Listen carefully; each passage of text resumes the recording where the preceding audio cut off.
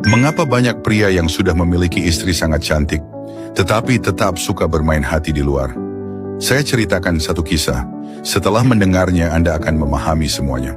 Di sebuah jalan tua, ada sebuah bengkel pandai besi yang sudah berdiri lama. Di sana tinggal seorang pandai besi tua yang hidup seorang diri. Karena zaman sudah berubah, hampir tidak ada lagi orang yang datang memesan peralatan besi.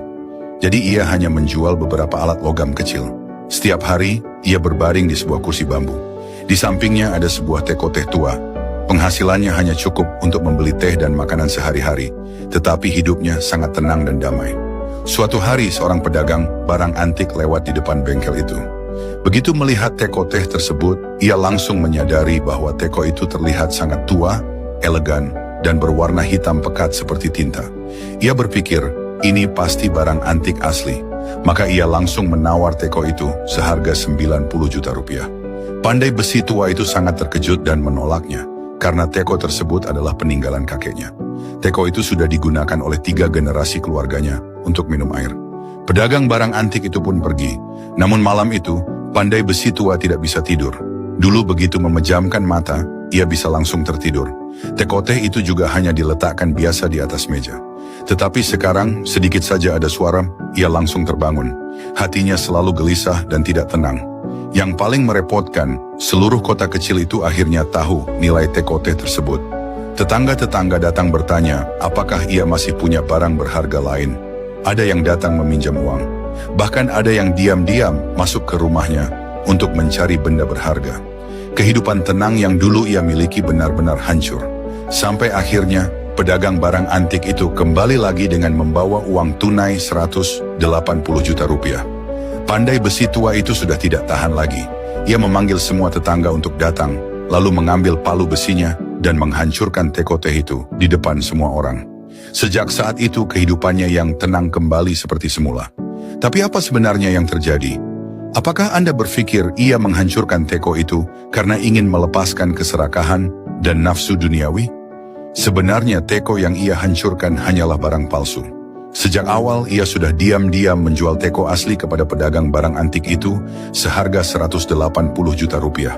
Dengan cara itu, ia mendapatkan uang sekaligus memutus rasa penasaran, keserakahan, dan niat buruk para tetangganya.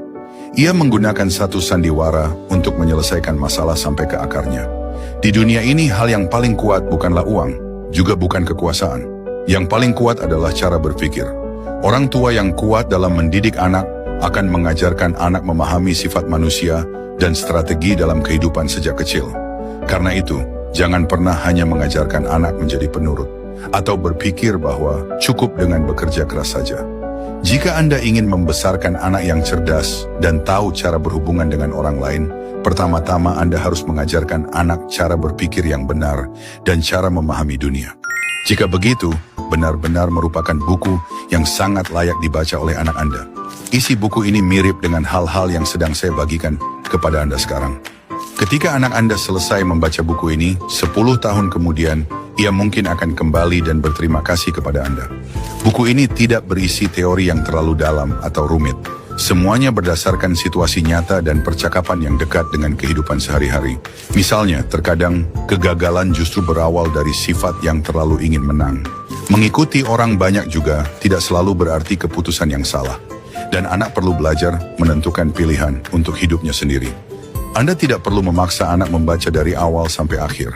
Yang paling penting adalah ketika anak menghadapi masalah, ia memiliki sebuah buku yang bisa ia buka kembali untuk mencari arahan.